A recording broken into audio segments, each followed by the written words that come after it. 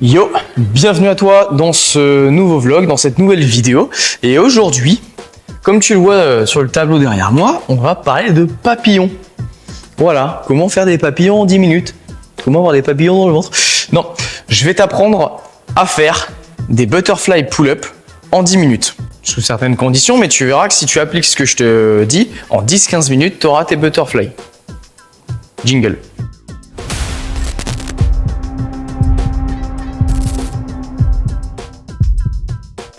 Cette petite vidéo m'a été inspirée parce que l'autre jour, il y a un de mes clients qui m'a demandé un tuto sur les butterfly pull-up parce qu'effectivement, là, on est dans le cycle butterfly à la salle et il galérait à comprendre tout ça. Il m'a dit ouais, ce serait bien qu'on ait un tuto butterfly. Et plutôt que de lui envoyer un tuto caca boudin, je me suis dit le bon Quentin va vous préparer un petit tuto. Donc déjà, premier point, les butterfly pull-up pour énerver un petit peu nos amis du street workout. Ce sont des vraies tractions. Il faut réussir à les maîtriser. Quand on fait un sport comme le CrossFit, ça va être super intéressant pour gagner en endurance musculaire, augmenter son volume et la tolérance au haut volume sur les tractions, notamment dans les WOD ou dans les compétitions. Pourquoi on le fait faire aux adhérents de la salle? Pas pour qu'ils fassent des fausses tractions, c'est pour qu'ils intègrent dans leur schéma moteur la capacité à bouger leurs épaules en circulaire, en circonduction comme on appelle. Quand on fait que des tractions en vertical comme ça, sur un seul schéma, impossible de travailler son press back et la capacité à envoyer les bras derrière. Nos épaules, en fait, elles sont capables que de fonctionner comme ça. Il n'y a pas de rotation. Ce qui est franchement dommage pour la santé de vos épaules. Être capable de faire des butterfly pull-up, c'est hyper intéressant pour la santé des épaules et également pour le contrôle moteur.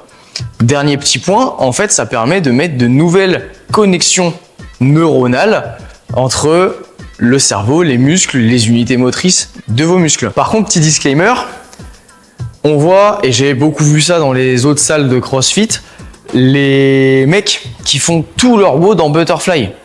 À chaque fois qu'il y a des tractions, c'est que du butterfly.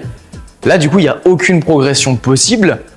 On ne peut pas construire de masse musculaire dessus, on ne peut pas travailler de gainage, plein de trucs qui sont pourris. Et si on reste que dans notre zone de confort, parce que justement c'est confortable, eh ben, ça fait de la merde. Donc c'est très intéressant de savoir le faire, de savoir quand l'utiliser et bien l'utiliser, mais pas tout le temps. La base, ça reste quand même le strict, le keeping, puis le butterfly. Petit point bonus aussi, tous ceux qui critiquent en général les fausses tractions de crossfitters sont des gens qui seront pas capables de pouvoir les faire. C'est-à-dire qu'un crossfitter qui est complet est capable de faire du strict, est capable de faire des chin-up, est capable de faire du chest to bar, est capable de faire des chest to bar strict en keeping, capable de faire des tractions en keeping, des tractions en butterfly, des chest to bar en butterfly, des muscle-up strict, des muscle-up en keeping.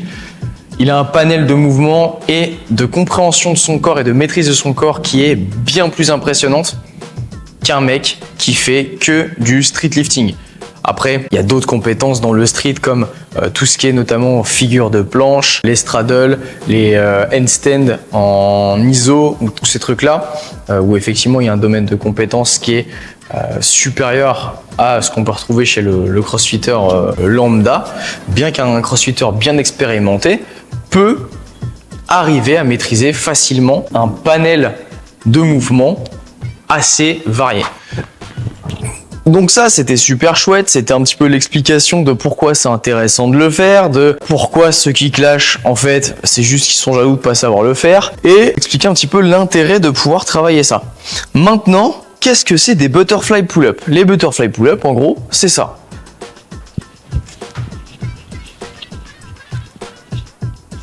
Donc là, t'as sûrement pas vu, mais j'avais les jambes tendu au maximum et j'avais pas de manique. Donc ici, dans la maîtrise de son poids de corps, on va devoir être bien gainé. Ah bah c'est mieux. Et d'envoyer comme ceci. On va éviter tous les keeping comme ça, qui sont vraiment caca, très peu efficaces et qui traumatise le corps, un truc de ouf. Donc maintenant tu te dis, ok Jamie, tu nous as expliqué ce que c'était des butterflies, c'est super chouette, mais comment je fais pour y arriver. Ce qu'on fait faire à tout le monde. C'est clairement pas comment je l'ai appris. Comment je l'ai appris, c'était en regardant et puis je l'ai fait direct. Après plusieurs essais. C'est pas la bonne méthode. Comment faut faire? Ça marche avec absolument tout le monde. Déjà, il faut la force suffisante dans les bras, dans les avant-bras et un petit peu dans le dos. Il faut avoir un bon transfert au niveau de son holo et de son arche. Et une fois qu'on a ça, méga simple. Tu vas venir te suspendre et prendre la barre à pleine main. Je ne veux voir personne comme ceci. On prend vraiment la barre à pleine main. Si tu as un grip de faible avec peu d'avant-bras, tu peux te permettre de mettre les maniques juste pour tester et après tu vas travailler ton grip et tu reviens. En gros, tu prends ta barre à pleine main. Et là, on va faire ce qu'on fait à la salle tout le temps, nous, c'est des butterfly scap pull-up. Donc en fait, je ne fais que des cercles. Boum. Hyper important. Souvent, ce qu'on voit à la salle, c'est les scap pull-up qui sont inversés. C'est-à-dire qu'au lieu de le faire dans le bon sens, je le fais dans l'autre. Pour éviter de faire ça, je me mets ici, et là, je le fais à vide, sans suspension. Ok, d'accord. En fait, c'est je repousse ma tête parce que ça pue, je monte mes épaules, j'avance ma tête dans mes épaules, je relâche et je relâche. En fait, ça forme un carré. On a 4 positions. On a 1, 2, 3, 4. Et on enchaîne. 1, 2, 3, 4. Et 1, 2, 3, 4. Et quand on fait tourner un carré rapidement, ça fait un rond. Donc là, j'enchaîne. 1, 2, 3, 4. 1, 2, 3, 4. 1, 2, 3, 4. 1, 2, 3, 4. Trop cool, ça fait un rond. Et là, petit à petit, je vais commencer à plier mes bras. Et puis envoyer un peu de holo et arche avec mes jambes. Et je commence à plier de plus en plus mes bras. Envoyer un peu plus de holo et de arche. En gardant les jambes tendues, en étant bien gainé. Et en fait, plus je monte, plus je vais avoir besoin de force et d'amplitude. Et donc, plus je pourrai envoyer de puissance avec mon lot et mon arche. Autre erreur commune qu'on voit régulièrement, c'est quand je commence à faire mes scap pull-up et que je plie un tout petit peu mes bras, et là, j'envoie autant de puissance que pour faire une grande amplitude. Non. Chaque chose en son temps. D'abord, on maîtrise qu'avec les bras, et puis ensuite, on commence à mettre un petit peu de hanche, etc., etc. Si vous faites ça dans cet ordre-là, il n'y aura aucun souci. Si vous avez la force nécessaire, en 10 minutes, vous avez les butterfly pull-up.